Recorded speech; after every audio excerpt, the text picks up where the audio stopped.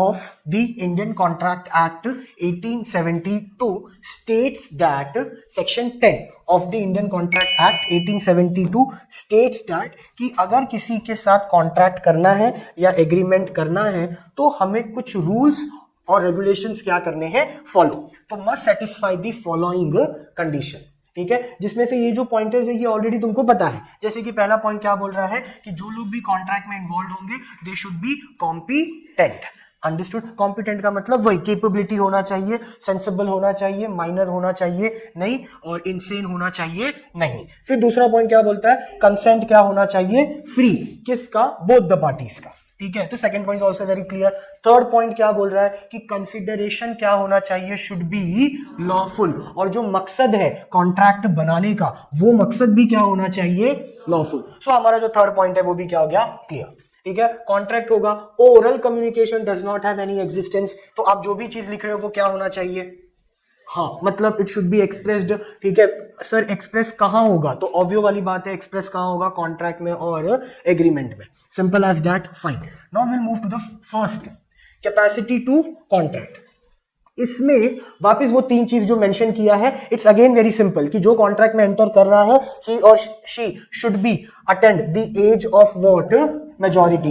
As of majority का मतलब है कि कितना होना चाहिए, वो 18 साल से ऊपर, ज्यादा. ठीक है, दूसरा पॉइंट क्या बोलता है, कैसा माइंड का होना चाहिए, वो sound mind. This is also very clear. And third point says what, कि उसके ऊपर कोई भी कानूनी कार्रवाई होना चाहिए नहीं. व्हाट दैट सेंटेंस से, not disqualified from any law, not disqualified. Simple, तीनों पॉइंट समझे, it's very simple. Okay, now come to age of majority. अब यहां से टॉपिक थोड़ा सा तुम्हारा क्या होता है, लिटिल बिट कॉम्प्लिकेटेड. अब जब हम बोल रहे हैं कि सर एज ऑफ मेजॉरिटी होना चाहिए, एज ऑफ मेजॉरिटी होना चाहिए, 18 साल के ऊपर होना चाहिए, तो ठीक है 18 साल के ऊपर है. बट मेरा कंसर्न ये है कि सर जो 18 साल के नीचे है, मतलब जो कौन है, माइनर है, उनका पोजीशन क्या है. पोजीशन का मतलब उनका एग्जिस्टेंस कॉन्ट्रैक्ट में कितना है. अंडरस्टूड. अभी तक तो हमने पढ़ा कि उनका कोई भी एग्जिस्टेंस नहीं है क्योंकि वो माइनर है, उसको सब गलती क्या है, माफ. ये जनरल बात हो गया.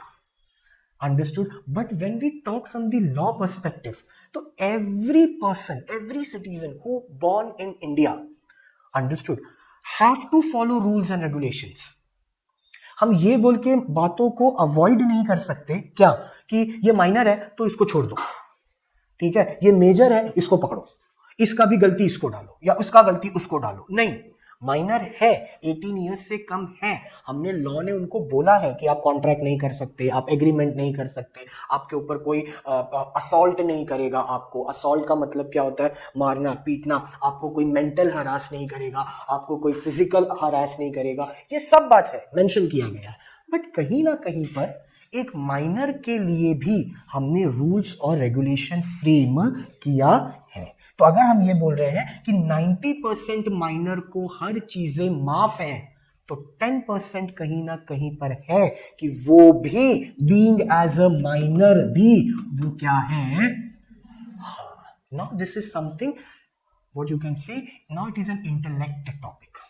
ठीक है, एक बच्चे के लिए ये बात समझना बहुत ठीक है कि हाँ 18 साल के नीचे है, सही है. But being as a CA student, understood, being as a student of law, no you should get into the deep of it कि सर 18 साल के नीचे के बच्चे को माफी है, बट कहीं ना कहीं पर वो भी लाइबल है किसी ना किसी चीजों को, और इसी पर ज्यादा केस स्टडी आता है. अंडरस्टूड. ये वाला जो टॉप कॉन्ट्रैक्ट पूरा अगर तुम देखो ना, तो पहला वाला जो कॉन्ट्रैक्ट का पार्ट था कि कॉन्ट्रैक्ट क्या होता है, उस पे केस स्टडी ज्यादा है. टाइप्स ऑफ कॉन्ट्रैक्ट जो है उस पे केस स्टडी है. टाइप्स ऑफ कॉन्ट्रैक्ट में वही valid, void, voidable, illegal agreement, उस पे एनफोर्सेबल, उस पे केस स्टडी थोड़ा सा ज्यादा है. फिर तीसरा केस स्टडी आता है इस पे, ये वाले टॉपिक पे. हर टॉपिक में भी केस स्टडी इंपॉर्टेंट है कि किस केस स्टडी को कहां से ज्यादा इंपॉर्टेंट मिलता है. तो ये याद रखना, फर्स्ट जो कॉन्ट्रैक्ट का जनरल एक्सप्लेनेशन था, डेफिनेशन, कॉन्ट्रैक्ट के एसेंशियल्स क्या क्या थे, एग्रीमेंट के एसेंशियल्स क्या क्या थे, उस पे केस स्टडी ज्यादा है. फिर टाइप्स ऑफ कॉन्ट्रैक्ट पर केस स्टडी ज्यादा है. और तीसरा जो important what you can say which is core for the case study is law relating to minors agreement. And legal positioning of minor, ठीक है। Minor will be, would be, never ever ever ever be personally liable. Now understand the word personally liable. मैं कभी नहीं रहूंगा being as a minor, being as a, I will not be personally liable ever ever never, but मेरा जो personal property है, ये personal property का मतलब समझा क्या? पर्सनल प्रॉपर्टी मतलब समझा क्या होता है? What is called personal property? हाँ, जो खुद का, वो लाइबल है। आगे यू विल फाइंड आउट, ये ट्विस्ट है, वो लाइबल होगा। सर मेरा पर्सनल प्रॉपर्टी मतलब क्या हो सकता है? जैसे कि फॉर एग्जांपल मेरे दादाजी ने मेरे नाम पर कुछ जमीन छोड़ के गए हैं, एज अ गिफ्ट उन्होंने मुझे दिया है। मुझे दिया है मतलब किसको दिया है? मेरे मॉम डैड को, क्योंकि वो गार्डियन है ना, मेरे वो पेरेंट्स है ना, तो उनको दिया है, ठीक है। बट उस एज अ गिफ्ट मैं बोल रहा हूं, अंडरस्टूड? तो वो मेरी प्रॉपर्टी हो गई, मेरी पर्सनल प्रॉपर्टी है, अंडरस्टूड? वो लाइबल है अगर मैंने कुछ एक्ट ऐसा किया which is not been accepted by the court. तो being as a minor मैं पर्सनली लाइबल नहीं हूं, लेकिन मेरा जो प्रॉपर्टी है वो बेचना पड़ेगा उसको कॉम्प ऑफ करने के लिए। कॉम्प ऑफ का मतलब क्या होता है? समझा डिफरेंस? समझ दोनों बात में। मुझे वो पकड़ के लेके नहीं जाएगा, पर्सनली नहीं, क्योंकि मैं कौन हूं? हाँ, ठीक है। या मुझे नहीं बोलेगा चल काम कर, और काम करके मेरा पैसा वसूल करके दे मेरे को, बट वो मेरा पैसा वसूल कर सकता है मेरी प्रॉपर्टी को क्या करके? बेच के। जो प्रॉपर्टी मेरी क्या है? पर्सनल।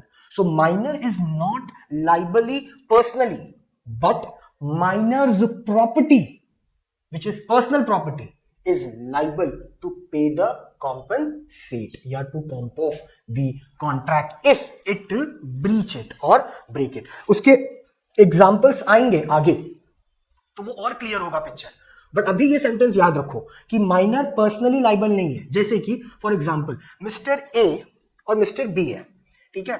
मिस्टर ए मेजर है और मिस्टर बी क्या है? माइनर। तो मिस्टर ए ने क्या किया मालूम है? मिस्टर बी को पढ़ाया, लिखाया, खिलाया और शेल्टर दिया रहने को। फिर मिस्टर बी जो वो बड़ा हो गया, तो मिस्टर ए कोर्ट से ये डिमांड कर सकता है कि इसके ऊपर जो भी खर्चा किया ना मैंने, खाना खिलाने का और कपड़ा देने का और पढ़ाने का और घर देने का, इसका पूरा खर्चा हुआ है 20 लाख रुपए इन 18 साल में। 18 साल समझा ना कैसे? हाँ, वो मुझे वापस चाहिए। I can claim for it being as a major, I can claim for it in the court. किससे क्लेम कर रहे हो सर? गार्डियन से, अंडरस्टूड? लेकिन सर उसका गार्डियन कोई नहीं, गार्डियन तो आप ही हो ना, आप ही ने उसको पाला ना, तो आपको पैसा चाहिए क्या? आपने जो उसको खिलाया पिलाया शेल्टर दिया, हाँ, तो अब वो सर किधर से देगा? वो तो माइनर है। हाँ ठीक है, मुझे पता है, मैं उसको अपने घर में नौकर बना के नहीं रखेगा कि तू मेरे घर में मेरे घर का काम कर, क्योंकि मैं तेरे को 18 साल तक क्या किया? खिलाया पिलाया, कपड़ा दिया, घर दिया, तो तू अभी अगले 18 साल तक मेरे घर पे क्या करेगा? काम। उसका मैं तेरे को पैसा देगा नहीं, तो हो जाएगा कॉम्प ऑफ हो जाएगा, पैसा नहीं। ये पर्सनल लाइबल हो गया, ये कभी नहीं हो सकता, ये कभी भी हो सकता नहीं है। लेकिन मैं कोर्ट में ये बोल सकता हूं कि सर इसके नाम पे इसके दादाजी ने ना जमीन रखी थी, वो जमीन बेचो, उसमें से मेरे को 20 लाख रुपया दो, इसके लिए मैं क्लेम कर सकता हूं, मेरे पर केस होगा नहीं। By stating that mister M myself has not made the minor personally liable, but Mr. M wants a share from the minor's personal property. मेरी बातों को ध्यान से समझो, ठीक है? मैं उसको पर्सनली अपने यहां पर काम या उसको मार पीट असॉल्ट रहा नहीं हूं। मैं सिर्फ इतना बोल रहा हूं कोर्ट में, इसके नाम पे जो भी प्रॉपर्टी है उसको बेच दो और उसमें से जो मैंने 18 साल पे इस पे खर्चा किया है वो मुझे पैसा क्या करो? दे दो। तो क्या मिल सकता है क्या सर? हाँ एग्जैक्टली। ये सर कहां लिखा है बात? तो ये जब हम थोड़ा सा आगे जाएंगे ना, then you will find out a point call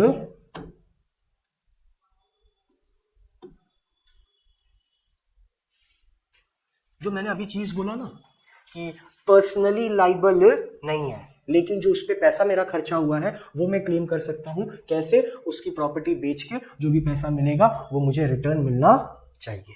understood? तो जो मैंने अभी बताया वो पूरा पॉइंट ना यहां पर मेंशन किया है। Did you get that point? पक्का? अब यहां तक तो हम पहुंचेंगे नहीं अभी, क्योंकि अभी हम पहला ही पढ़ रहे हैं, बट मैं तुमको पिक्चर बता रहा हूं कि ये सब चीजें आएंगी। तो जब मैंने बोला कि माइनर 90% लाइबल नहीं होता है, बट 10% कहीं ना कहीं पर है, अंडरस्टूड, कि वो पर्सनली लाइबल होगा 10%। अंडरस्टूड? ये वाले एग्जाम्पल में भी वो पर्सनली लाइबल नहीं है, तो ये भी वो 90% में ही आएगा। अभी तक पर्सनली कहां लाइबल होगा वो एक आगे पॉइंट है, बट उतना डिटेलिंग में अभी हम जाएंगे नहीं। अभी हम पहले इतना ही समझ लेते हैं कि माइनर है, 18 साल के नीचे है, उसके साथ कोई भी एग्रीमेंट हो रहा है, कोई भी कॉन्ट्रैक्ट हो रहा है, वो सीधा क्या है? वॉइड है, वॉइड अब इनिशियो है, इलीगल है। आप उसके ऊपर पर्सनली उसको त्रास दे सकते नहीं हो। फिर हमने थोड़ा सा एक्सटेंडेड वर्जन पढ़ा कि सर जो माइनर है वो पर्सनली किसी भी चीजों पे लाइबल नहीं है, लेकिन उसका जो पर्सनल एसेट है उस पे लोग क्लेम कर सकते हैं कॉम्प ऑफ करने के लिए। अंडरस्टूड? पक्का? समझा? Simple. So now the first क्या आए? द फर्स्ट, हाँ बेटा, पर अगर इसका जो पर्सनल प्रॉपर्टी है उसका आपको 90 लाख चाहिए था, हाँ, और इसका पर्सनल प्रॉपर्टी का वैल्यू उतना नहीं रहेगा, तो जितना वैल्यू मिलेगा उतना ही चलेगा। मैं और डिमांड नहीं कर सकता कि मेरा 20 लाख खर्चा हुआ और जो तेरा पर्सनल प्रॉपर्टी है उसको बेच के सिर्फ कितना मिला? 5 लाख। लेकिन मेरा तो खर्चा कितना हुआ था? 20 लाख। अब 5 लाख तो मुझे मिल गया, अब मुझे कितना मिलना चाहिए? अब ये 15 लाख के लिए मैं दोबारा केस कर सकता नहीं, ना उस पर तो ऑलरेडी नहीं होगा, और ना ही उसके पर्सनल प्रॉपर्टी पर। पर्सनल ये वर्ड याद रखना, देखिए लॉ में ना बहुत चीजें जितना लिखा है उतना ही पढ़ो। जब मैं बोल रहा हूं पर्सनल तो मतलब पर्सनल, ठीक है? ये बेंच मेरा पर्सनल प्रॉपर्टी नहीं है, understood? But the things which I am wearing is my personal property. Getting my point? अगर मेरी पर्सनल प्रॉपर्टी अलग है और मेरा बिजनेस की प्रॉपर्टी क्या है? अलग है, तो जो माइनर की पर्सनल प्रॉपर्टी होगी वही बिकेगा। अंडरस्टूड? पक्का? Simple as that. कुछ डाउट है? हाँ, मेजर होने के बाद तब फिर वो सिनारियो चेंज हो जाएगा। ठीक है? हम ये पूरे एग्जाम्पल में हम पिक्चर को ऐसे रखेंगे कि वो अभी भी क्या है, तो ही हमको उसका लीगल पोजीशन समझ में आएगा। अगर उसको हम मेजर समझने लग गए ना, तब तो ये पूरा पॉइंट ही क्या हो गया?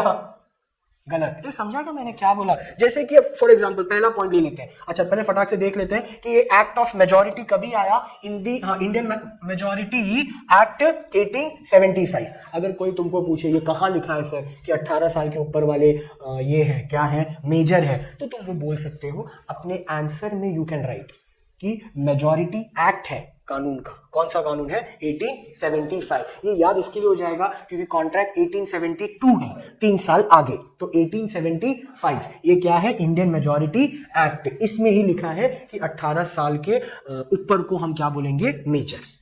ठीक है? एवरी पर्सन, हर इंसान जो इंडिया में रहता है, डोमिसाइल्ड मतलब उसके पास जो भी डॉक्यूमेंट है, बर्थ सर्टिफिकेट है, सॉरी बर्थ सर्टिफिकेट नहीं, ड्राइविंग लाइसेंस है, ठीक है, जो ये प्रूफ करे कि वो यहाँ पर रहता है। जैसे गाड़ी का लाइसेंस होता है, ठीक है, वो तुमको तभी मिलेगा जब तुम 18 साल के क्या होगे?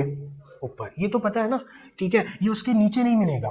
मतलब तुम गाड़ी चलाते हो नो डाउट, बट लाइसेंस तुमको मिलेगा 18 के बाद ही, क्योंकि ये जो डॉक्यूमेंट्स हमारे इंडिया में है जो कि डोमिसाइल्ड डॉक्यूमेंट है। डोमिसाइल्ड डॉक्यूमेंट मतलब ऐसे डॉक्यूमेंट जो प्रूफ करते हैं कि तुम इंडिया में या महाराष्ट्र में मोर देन 15 ईयर से रहते हो।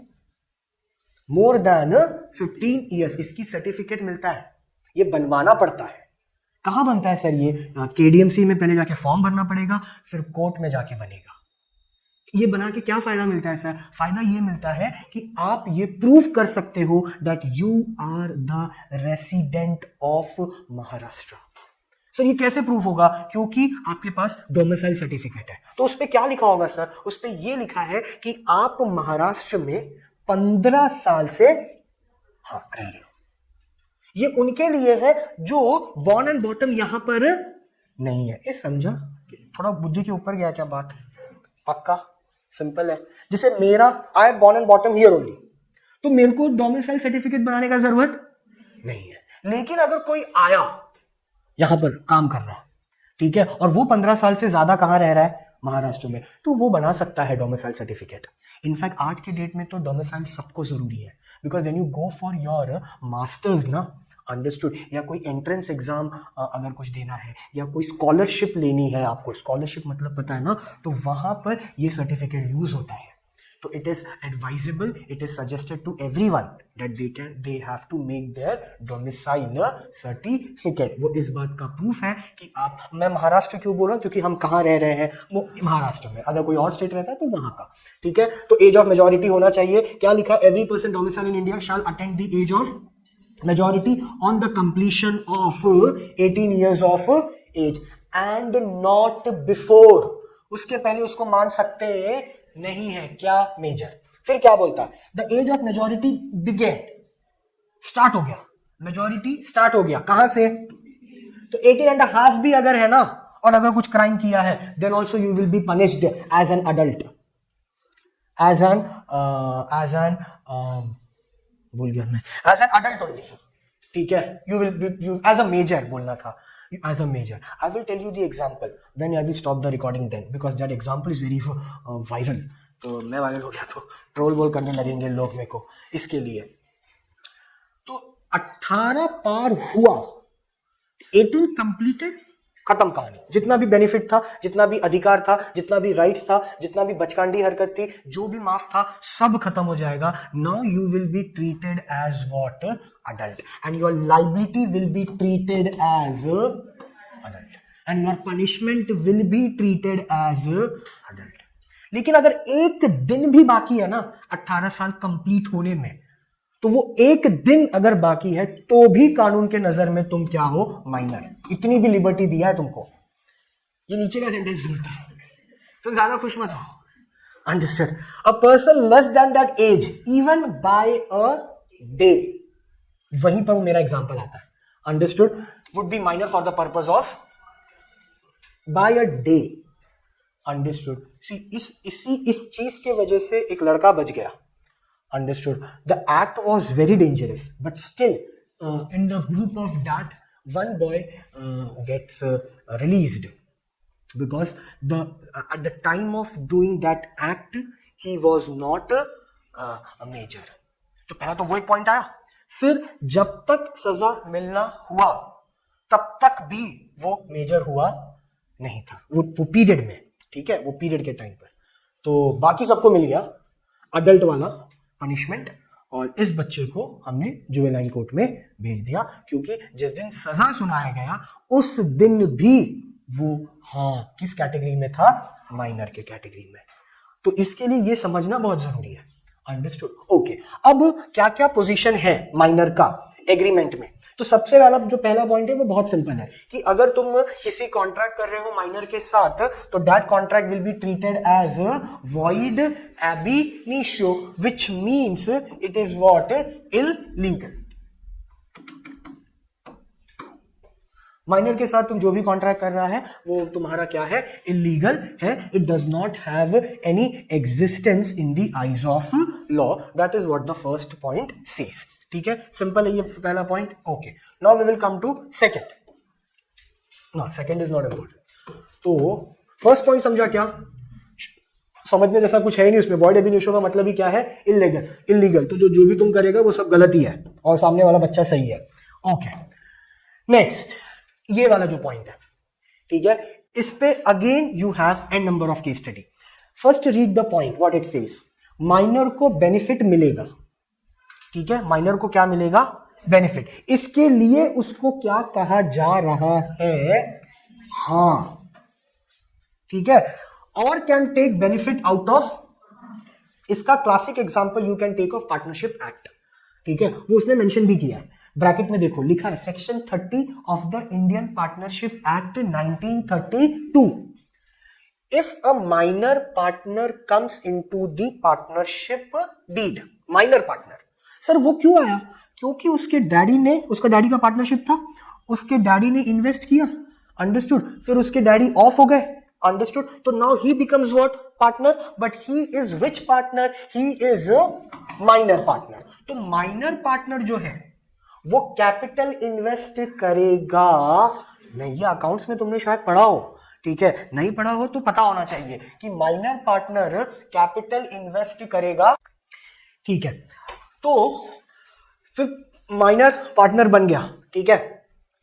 अभी फर्म को पैसे की जरूरत है, तो जो बाकी के पार्टनर्स है ना वो माइनर को प्रेशराइज नहीं कर सकते कि आप भी मेरे लिए पैसा लाओ जैसे बाकी पार्टनर्स ला रहे हैं। अंडरस्टूड? आप माइनर पे ये प्रेशर डाल सकते नहीं हो, लेकिन प्रॉफिट आपको मिलेगा ना आपके फर्म को, तो उस प्रॉफिट में से कुछ हिस्सा निकाल के किसको देना है? माइनर को। ना this can be the scenario. Understood? Why? पैसा माइनर को क्यों मिल रहा है सर? क्योंकि माइनर ने तो कैपिटल इन्वेस्ट किया ही नहीं फर्म में, तो उसको पैसा किस चीज का मिल रहा है? उसने नहीं किया बराबर है, लेकिन उसके पेरेंट्स ने किया था ना। अंडरस्टूड? तो on the basis of investment which is done by their parents, that minor partner will get what? Profit. Understood? Profit का हिस्सा उसको मिलेगा। सो ही और she will be acting as a beneficiary and will get the benefit from the contract. अब वहीं पर तुम agreement लिख दो तो एग्रीमेंट हो गया। जैसे कि पार्टनरशिप का मैंने एग्जांपल दिया, पार्टनरशिप डीड साइन होता है, तो पार्टनरशिप डीड क्या है? एग्रीमेंट है। अंडरस्टूड? तो पार्टनर को बेनिफिट मिलेगा if he is minor. That is what the point says कि though a minor is not competent to contract, nothing in the contract act prevents the minor from making the other party bound to him. Other party मतलब सामने वाले को मैं ये मौका नहीं दे रहा हूं कि तुम मुझे पैसा मत दो, तुमको मुझे पैसा देना पड़ेगा, because I am minor, I have that legal position of acting as a beneficiary. ये मेरा लीगल अधिकार है। हम जो क्वेश्चन पढ़ रहे हैं वो लीगल पोजीशन ऑफ माइनर है ना, तो लीगल का मतलब क्या हो जाता है? लॉ, लॉफुल हो जाता है। तो माइनर का ये लॉफुल पोजीशन है कि आप मुझे बेनिफिशियरी जैसा ट्रीट करो इन द पार्टनरशिप फर्म। तो एग्जांपल क्या हो जाएगा? पार्टनरशिप का। वही चीज वहां पर लिखा है कि पार्टनरशिप फर्म में minor partner will get what? The benefit out of the firm. Did you understood? पक्का सिंपल। पहला पॉइंट समझा, माइनर के साथ जो भी कॉन्ट्रैक्ट होगा वो क्या होगा? Void, ab, initio, that is what? Illegal, it does not have any existence in the eyes of law. दूसरा पॉइंट जो मैंने पढ़ा है वही याद रखना कि माइनर को बेनिफिशियरी है एंड ही विल और she will get the benefit out of the contract. He or she will not be personally liable for bringing the capital into the business or into the firm, but if the firm gets a profit, that profit will be shared with the minor. Understood? ऐसा क्यों हो रहा है sir? क्योंकि pointer ही तुम्हारा बोल रहा है कि वो क्या है? बेनिफिशियरी है। तो बेनिफिट दो, प्रॉफिट अगर कमाया है तो उसको बेनिफिट दो। उसको बेनिफिट इसलिए मिल रहा है क्योंकि उसके फादर ने उस फर्म में कैपिटल इन्वेस्ट किया था। ये लिखना ताकि तुम्हारा इससे थोड़ा आंसर क्या हो जाएगा? बढ़ जाएगा। ये चीज यहां पर नहीं लिखी है, ब्रैकेट में सिर्फ लिख दिया section 30 of the Indian partnership act 1932।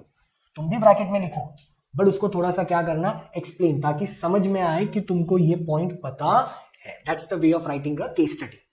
Understood? पक्का simple. Okay, now come to the third point.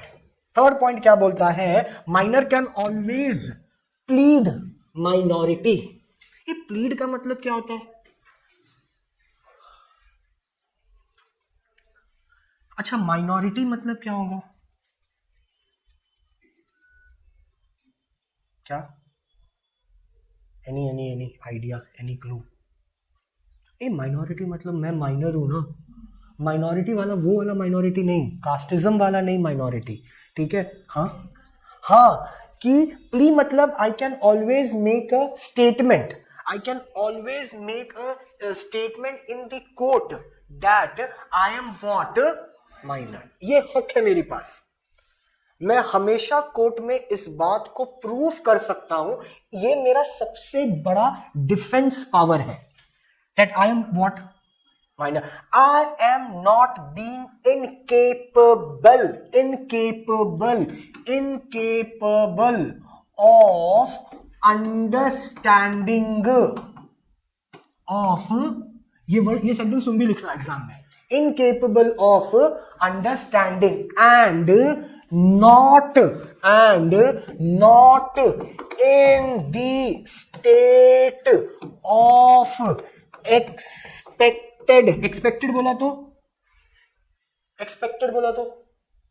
Expect करना है ना, एक्सपेक्टेड मैच्योरिटी। स्टेटमेंट का मतलब समझा क्या है? नहीं तो पक्का रीड करो क्या लिखा है, इनकेपेबल ऑफ, और यहां पर क्या लिखा है? हाँ, इसका मतलब क्या हुआ? हाँ, मैं उस स्टेट में matured according to your expected. इस चीज को मैं हमेशा यूज कर सकता हूं अपने खिलाफ नहीं, अपने फेवर में। That's the point. तो minor can always, unless and until he is a minor और she is a minor, he और she can play this plea, request, information, अपनी बात रखना, पक्ष रखना, पर्सपेक्टिव, स्टेट ऑफ माइंड, हमेशा ये चीज वो कोर्ट में रख सकता है या रख सकती है कि सर मैं कौन हूं? माइनर। तो कहीं ना कहीं पर you should have a soft corner regarding me because I M what? Minor. ये भी बेनिफिट है।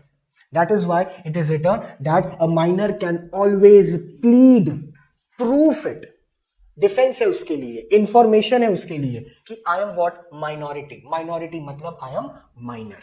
ठीक है, a minor can always plead minority and is not stopped, कोई रोक भी नहीं सकता उसको टू डू दिस। ठीक है सर, ये तो आपका फेवरेटिज्म हो गया, ये तो आपका फेवरिज्म हो गया, अंडरस्टूड। ये तो आपने उसको सिखा के भेजा बच्चे को कोर्ट में कि तू बोलना बेटा, तू कौन है? माइनर है। मैंने पॉकेट गलती से मारा, मेरे को खाने को पैसा नहीं था, तो एक आदमी एटीएम से पैसा निकाला, मैं इमैच्योर हूं, मुझे नहीं समझा कि चोरी करना क्या था, गलत था, वो वॉलेट में पैसा रखा और मैंने निकाल लिया। पिक पॉकेट बोलते हैं ना। तो जब वो लड़का कोर्ट में जा रहा है, उसको तो पता है एथिकल उसने गलत किया है, बट अब वो थोड़ी चाहेगा कि जेल में जाए। तो वो जाके क्या बोल रहा है सर कि देखो I am incapable of that what I am doing is ethically wrong because your expected maturity में उस स्टेज पर आया नहीं।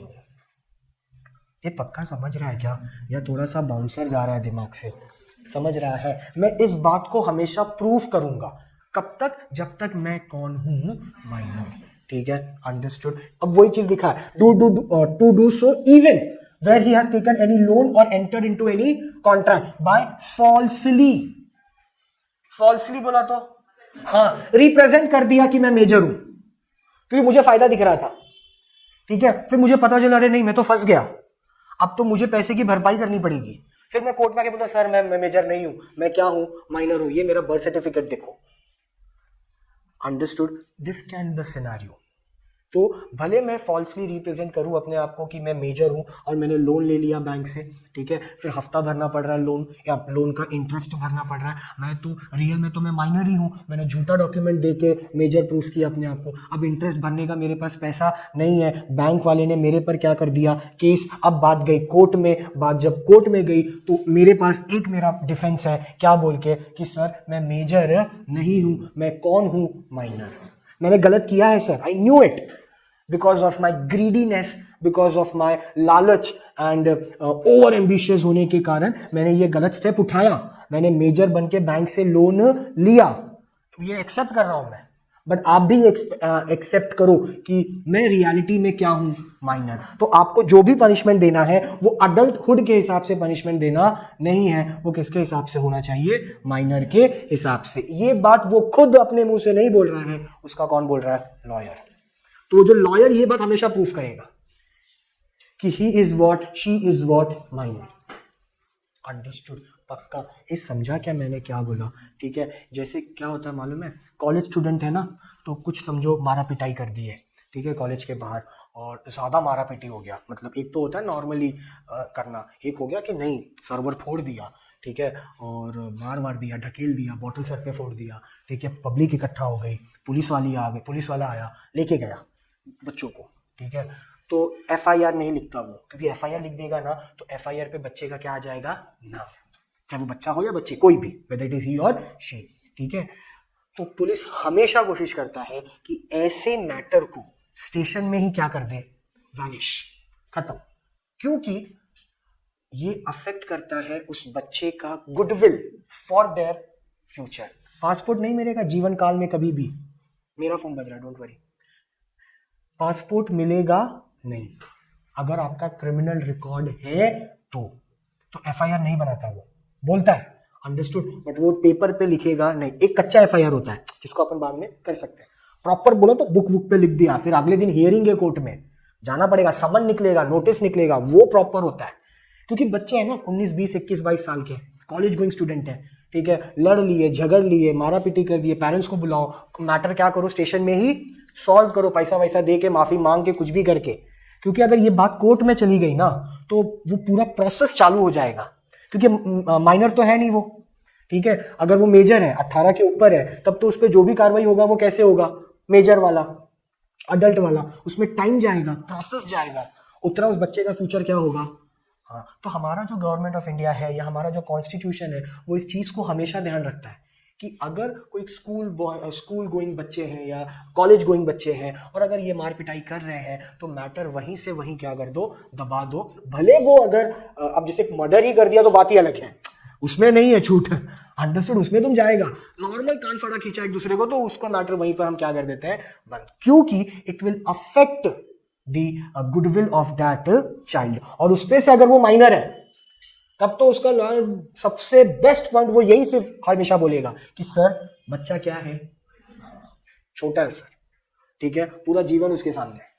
तो इतना भी आप अपने डिसीजन में क्रूअल मत बनो कि उसकी माइनॉरिटी क्या हो जाए, खत्म, understood, because the statement is same कि he is incapable of understanding and not in the state of expected maturity. ये कोर्ट का डायलॉग मैं तुमको बता रहा हूं, ये लिखा है प्रॉपर कानून बुक में कि वो अभी उतना अंडरस्टैंडिंग में है नहीं। तो इसके लिए वो हमेशा अपनी माइनॉरिटी को क्या कर सकता है, प्रूफ कर सकता है। जैसे वहां लोन का एग्जाम्पल लिया है कि लोन ले लिया, फिर ब्याज नहीं भर पाया, अंडरस्टूड, फिर वो बोल देगा कि मैं कौन हूं, माइनर, तो मुझे माफी मिल जाएगी, ठीक है। It means he can allowed to plea his minority in every defence, simple as that. ये समझा क्या मैंने क्या बोला, पक्का? तो पहला पॉइंट क्या हो गया, माइनर के साथ जो भी होगा वो वॉइड एब इनिशियो है। दूसरा क्या है, हाँ क्या है, सेकेंड वाला पॉइंट क्या था,